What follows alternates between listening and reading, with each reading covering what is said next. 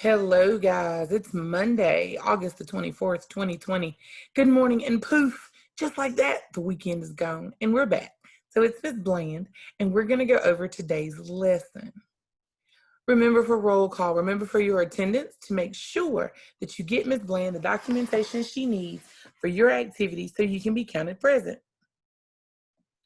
Social emotional for this week is talking about rules. We have rules everywhere. You have rules, but so do adults. We have rules too. Talk to your mom and dad about some of the rules you have at home or some of the rules that they have, whether it's at work or just driving down the road. There are rules for everything. So I want to take a few minutes and just see, how are you feeling? So turn and look at mom and dad, or on a piece of paper, draw a face for how you feel about today. On my live Zoom, they're going to draw it in the corner of their paper. You're welcome to draw it in the corner of yours. Clean sheet. Pause here if you need time. Great. So let's talk about some of our virtual rules. I always want you to be on time. You guys do amazing with that. So some of these rules won't apply to you if you're watching the video, but some of them still do. I want you to act like you're at school. When you sit down to watch this video, do the best you can to pay attention, to focus, not to be trying to watch TV or do other things. Sit in a spot and just listen. Make sure that you try your best and you have fun. Those are the big ones for when you're watching my videos. The rest of the things, and the biggest of them all, is listen. Make sure you listen to what I say. And if you need to go back, always remember you can go back in the video and watch it again. So day one, our learning objective, to teach children that some rules are inflexible. Whole, other rules can be changed. It should be while other rules can be changed. Miss Vester made a boo-boo. It's okay. So some rules we can't break. Inflexible is that word right there. And inflexible means we can't break it. Some rules we have to follow because they're just our important rules. And some rules can be changed along the way. Pause here and talk to mom and dad about some different kind of rules that you think are flexible and inflexible. This is a lot, but we're going to talk about what it says. What are rules? What are some of your rules at home? And what are some rules in your classroom? Think back to last year when we were in school. What were some rules that your classroom teacher had? Miss Bland had rules in her classroom, and I'm sure your first grade teacher did too.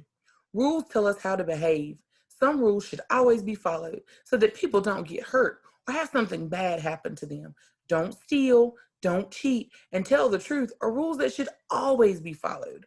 In a group like this one, there are certain times that rules we follow that everyone can get along. And if you're joining us in Zoom sometimes, I hope you'll notice that when we're all on together, it's important that we follow the rules so that everyone gets along and we get our things done on time. If we didn't have rules, it would be very hard for us to all get along. Some rules are flexible. That means if your bedtime's at 9:30, your mom might bend the rule and let you stay up later sometimes. Rules can only be bent if no one gets hurt or suffers as a result. If you don't go to bed at exactly 9:30, no one gets hurt. You might be a little sleepy the next day, but you won't be hurt. And in our group, we have certain rules that are flexible too. For example, if we do an activity that people don't like, we may be able to change it next time. So sometimes if Ms. Bland gives you some work and you say, Ms. Bland, that was not fun. Maybe the next time I can find something that is. So some things we can change and some things we cannot. All right, let's get rocking and rolling. This week, the packet has an orange cover. So find your packet of work that has the orange cover. Just a couple of things on that orange cover that we'll go over real quick. Zoom's there every day, gives you the date and the times. Remember that attendance can be communicated to me. We've got spelling words this week. How exciting. We're starting in our math book workbook pages, and we also have vocabulary this week. We're also starting in our reading book, and we're going to talk about online assignments. So there's tons and tons and tons of stuff going on this week as we truly jump into our own virtual learning, our own way. So we first got Letterland. Remember our Letterland song are our characters for every letter of the alphabet that give us that reminder of how we spell some words. This week, we're going to focus on 12 words. Please repeat the word after me. He, so, she, plot, belt, shop, help, sock, shelf, neck, clock, nest.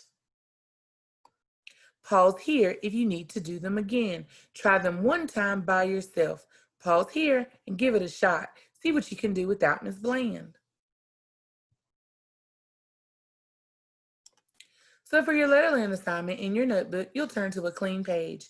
You'll put the date at the top, and you're going to write each word 3 times each. So Ms. Bland has given you the words, and you're to write each word 3 times. You can pause here to complete this, or you can come back and try it at the end during your work time.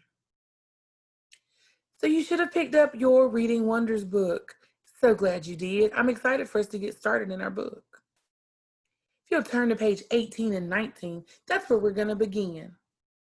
Our concept this week is about friends. Ms. Bland is super sad that we're not together to talk about friends, but we can talk about them virtually too. Essential question, how do friends depend on each other? If you have friends, you know it's important that they take care of each other. They depend on each other and they do things together. Pause here and you can talk to mom or dad about what friends depend on each other to do. These 8 words are your vocabulary words for this week. We will see them in our story that we read every day. Actions, afraid, depend, nervously, peered, perfectly, rescue, and secret. Actions, afraid, depend, nervously, peered, perfectly, rescue, and secret. An action. Actions are something that we do. If I'm moving around in my chair and I'm singing a song and moving my arms and saying, let it go, and I put both of my arms out like I'm going to hug somebody, then those are actions. I'm movements. Those are things I'm doing. When I'm afraid, it means I'm scared of something. We talked about being afraid and being scared. If I depend on someone, it means you need or count on them. If I say, I'm dependent on you to be an amazing second grader, that means I'm depending on you. I'm counting on you to do it. I'm expecting you to do great things. Nervously, I'm a little afraid. Sometimes when we're nervous, we bite our fingers or we hide behind mom or dad. We're a little nervous about it. Peered, you look at something really hard and close. It's almost like staring, but you're kind of looking with your eyes closed a little bit. Perfectly. It's the best you can do it. It's amazing. It is, you give it everything you've got. Rescue is to save something or someone from danger. If you feel like they're going to be hurt, you want to help and save them. And secret is to be in private or not known to many people. Let's see, are you a good person at keeping a secret? Ms. Bland can keep a secret a long time. So are you a good person at keeping secrets? Some people are great secret keepers. You have to see if you're one of those people. Find your study guide. It should be the next page in your packet. And the title of the story we're going to read is called Little Flat Learns to Fly. And each of these vocabulary words are found in your story. What I want you to do during your independent time, or now, your choice, is to find each of these words in your story. And in the corner, tell me what page they're on. So if you find the word actions, put a PG period and tell me what page number you find the word actions. Find all 8 of your words inside of your story. You may pause here to do this or do this at the end. The genre. The genre is what kind of story we have. The word genre sounds a little funny. Say genre. Say genre. Say genre. Very good. And our genre is fantasy. It means there's going to be characters, there's going to have a setting, things are going to happen that could not happen in real life. That's going to be real important. It could not happen in real life, but it's going to have illustrations that help us understand our story better. And fantasies are one of Ms. Bland's favorites in genre. Now, a fantasy. The story has facts and characters that are imaginary, events that cannot happen in real life, and often talking animals. That's going to be huge. It says talking animals. We've got a book over here that says Never Let a Unicorn Scribble. We know that unicorns don't don't draw, excuse me. So we would know that that would definitely be a fantasy. It says fantasy breaks the rules of what we know. So they're going to do some things that we know aren't normal. The title of my story, turn to page 22 with me. The title of my story is Little Flap Learns to Fly.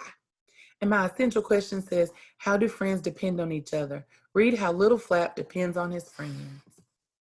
Little Flap was happy living in his nest. His friends Fluff and Tuff lived in the nest next to him. Every morning they sang songs together. Their parents brought them worms to eat.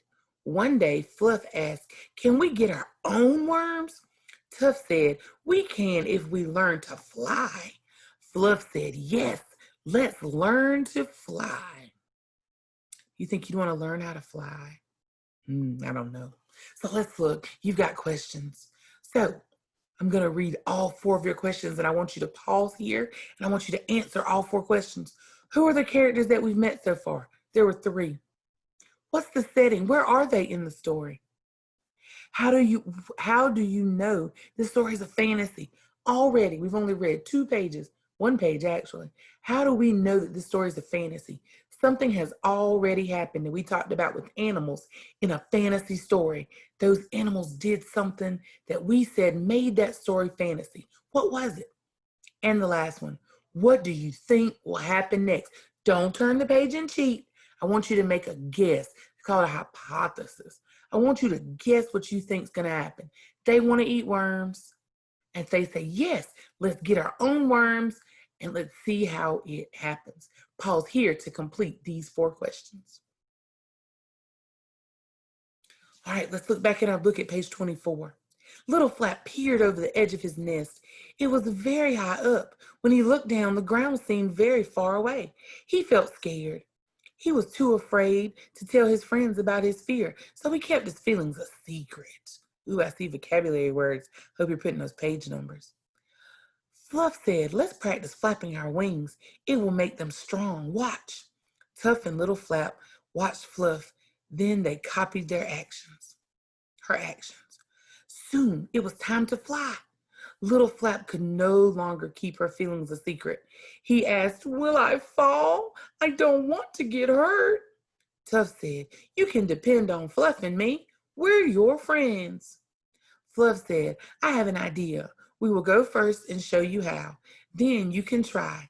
If you fall, Fluff and I will rescue you. Tuff said, yes, we can save you, Tuff. And Fluff jumped out of the nest. They flew. Little Flap looked down nervously. He felt uneasy, but he felt braver with his friends. Okay, he said, let's try. All right, page 24's question. Go back to page 24. That should be the first page we just read. Page 24. See 24 down in the corner? And the question says, list words that help you visualize how Flap is feeling. What word told you how he was feeling? Look for the words and how he felt and give me some words you see. And the second question, how does Flap feel and why does he feel this way? Tell me how he felt and why did he feel that way? Pause here to answer. The 3 birds, go back to our book, page 26. The 3 birds stood together on a branch. They counted 1, 2, 3. Then they flapped their wings fast and jumped. Little Flap lifted into the air. You're flying just right, said Fluff. You're flying perfectly, said Tuff. All 3 little birds landed in a patch of soft green grass. Little Flap said, now I know I can always depend on you, Fluff and Tuff. You are my friends. Then he found a big juicy worm and shared it with his friends. Now Little Flap likes flying. All right, guys. Think about what we just read. We got 2 questions at the bottom. It says, describe how Little Flap depends on his friends. Tell me what he did to depend on his friends. And maybe you can discuss with your mom or dad the time that you depended on your friends. Maybe it was to learn how to ride your bike or to jump on a trampoline or learn how to swim. All those are good times to depend on your friends. So it says we wanted to visualize. Visualizing is when you use the words and pictures from a story to create a picture in your mind. So can you imagine what Little Flap looked like when he jumped out of that nest and wasn't sure what was going to happen? His wings were probably going everywhere. His face might have said, oh, he might have been afraid. but visualizing is being able to see it in your mind, even though we didn't see that picture in our story. Retelling key details. We're going to talk this week a lot about key details, and that's being able to tell that story in your own words, but not only just in your own words, but you tell it in the order that it happened. What happened first, what happened in the middle, and what happened in the end. It's important to tell a story in the right order. Miss Blaine wouldn't say, I came to work, and then I brushed my teeth, and then I woke up, and then I got in my car. Oh, I told that in the wrong order, so it doesn't make much sense. You got to try the same. Retelling a story and using those key details means doing it in the right order. If you need a short break, you may take one here. It's math time. Today we're starting in our new math curriculum called Eureka. Eureka! And we're starting with Module 1, Lesson 1, and it's broken into 2 parts. So today is day 1.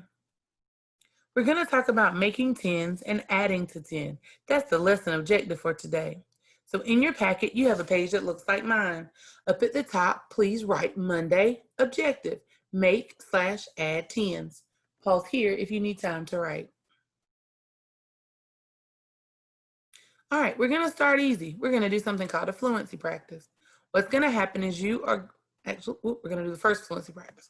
We're going to talk about say 10. Now, when you learned how to count by tens in first grade, I'm almost sure you didn't learn it this way, because this way is brand new. It's brand new for Miss Bland, and it's brand new for you guys, but we're going to do it together. So instead of just saying 10, 20, 30, 40, we're going to say 10, 1 is 10. So 10, 1, 10. 10, 2, 20. 10, 3, 30. 10, 4, 40. 10, 5, 50. So each of these was 10, and I had 10, 1, 10, 2, 10, 3, 10, 4, 10, 5. So that'd be 10, 20, 30, 40, 50. So if Miss Bland said 10, 7, you would know it was 70. Or maybe that 10, 9 is 90. And of course, 10, 10 would be 100. What would 10, 2 be? What about 10, 4? What would you call this one? What would you call this one? What would you call this one? Good job. We'll be practicing saying that all year, so that's a good way to start.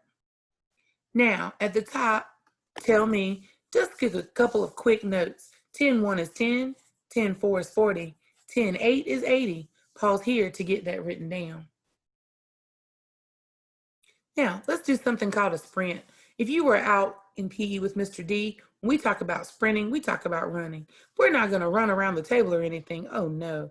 For math, a sprint is written down. So on your paper, you should have something that says sprint and has a big A at the top in your packet. You're going to have 1 minute. When Miss Bland says go, you're going to start.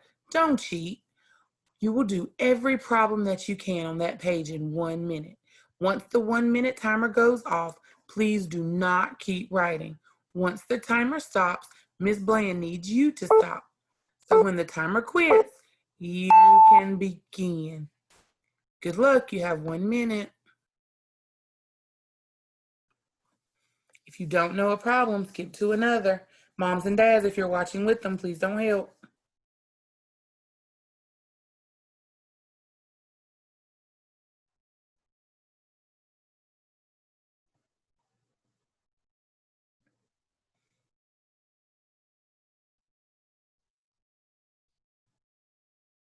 Keep going, you have 30 more seconds.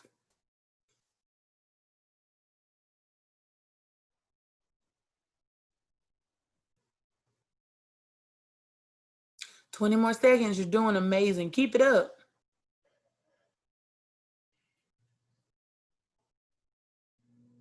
"10 seconds, let's go, you can do it." It's your first one, so every answer is amazing.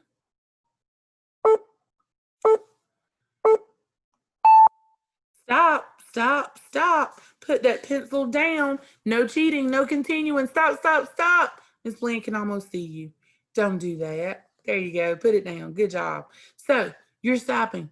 Miss Bland just needs you to stop. Stay right there. Don't touch it anymore. Miss Bland will look at it to see what you've done, but I don't want you to add to it. Miss Bland knows that no one did the entire page, so please don't turn it in with the whole page complete, parents. Now, let's talk about within 10. Target practice page you should find in your packet. So we're going to choose a number that goes up in the top. And that number for today is going to be the number 12. We're going to put a 12 here. And we are looking for the two numbers that would give us 12. So the way we're going to change it a little is you need to find a yellow dice that's in your bag.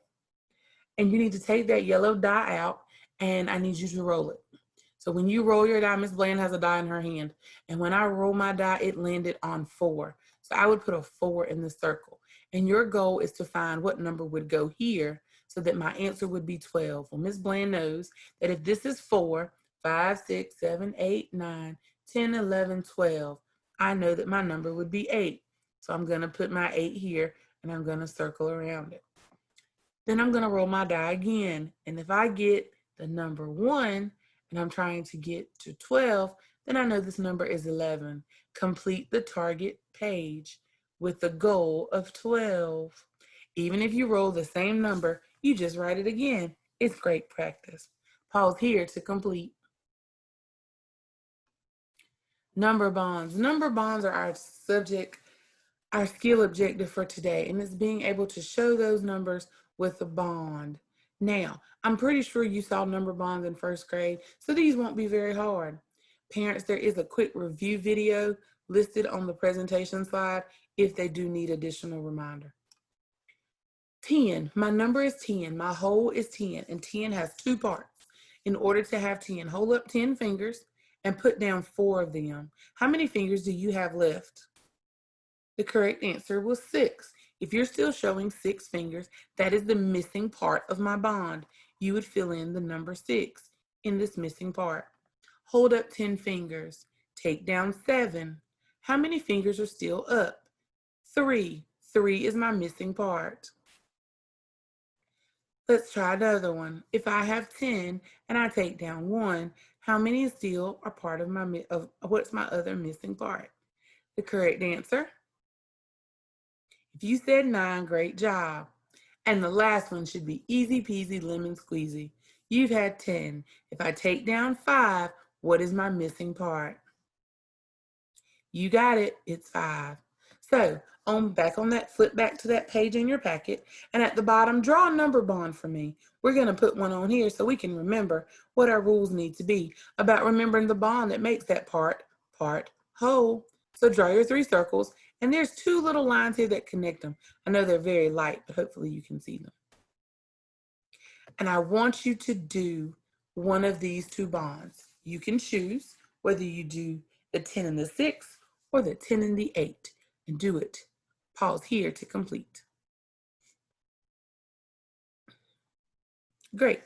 Now, just when you thought Ms. Bland was done with you, I want you to remember back to first grade to those fact families, when we used those 3 numbers to come up with 4 math problems. Well, guess what? Our bonds are going to do the very same thing that our fact families did. So let's look at one. 8 plus 2.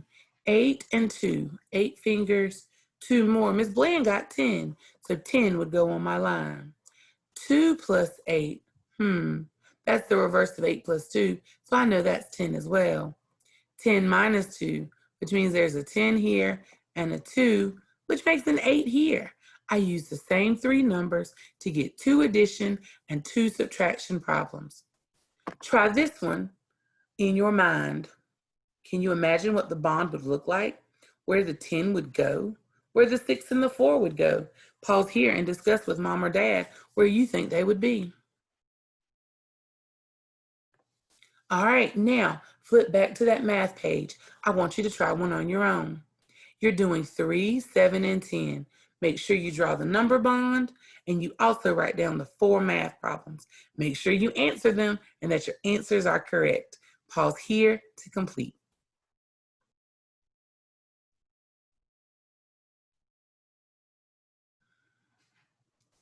All right, I need you to show what you know. So in your notebook, in your packet, you have a page behind your little flap questions that looks like mine. It says Module 1, Lesson 1. And on that lesson page, there's a couple things I need you to do. Think about that easy math of 10 plus 1. If I have 10 and I add one more, that 0 becomes replaced with that number. So that's easy. That's 11. 10 plus 5, I know the 5 replaces the 0, and that's 15. Take the time to answer each of these carefully and correctly, making sure that you're answering them to the best of your ability. In the middle, you have 3 number bonds. Fill in the missing numbers of the bond. Next, you have the bond and the fact family problem. Please try to find the correct answers to the fact family and also write the 3 numbers of that fact family on the bond. You may pause here to complete. And last, we have one good word problem. Matt has 10 balls. 8 are red and the rest are blue.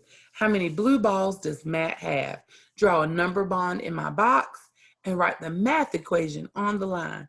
Be sure you put the answer. Pause here to complete.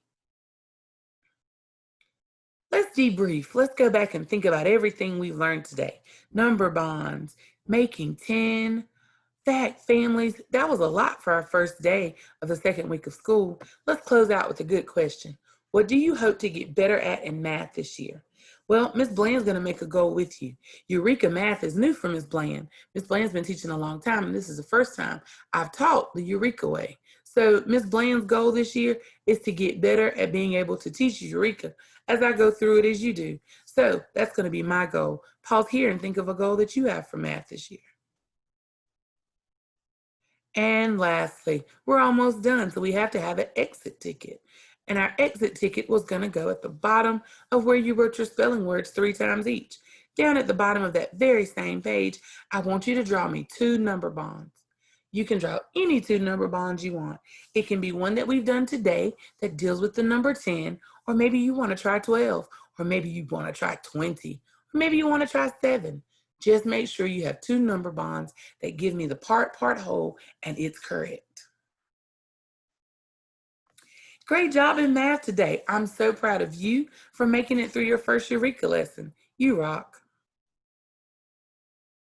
So we're going virtual, but we're going gradually. When you grow a flower, it doesn't automatically just become a flower. It grows. So we're starting way down here. Last week we were over here. You couldn't even see us in our virtual. So now we're here. We're budding. So this week we're going to deal with Google Forms for grades and Seesaw. We're going to start with Google Forms for Monday and Tuesday, and we will introduce Seesaw on Wednesday, Thursday, and Friday. So today you have an online assessment. On the grade level class webpage, I have posted the assignment, and I will be sending a link out to moms and dads about where that is. But moms and dads, it's in the same place that you go to for the recordings. There's a spot on there that says online assignments. That's where the assignments every day will be, as well as Friday's assignments for testing that will be there. So you're going to read a story about Tommy, and you're going to answer the 5 questions about Tommy. And that is your online assignment. Moms and dads, this week, the online assignments during the week are practice.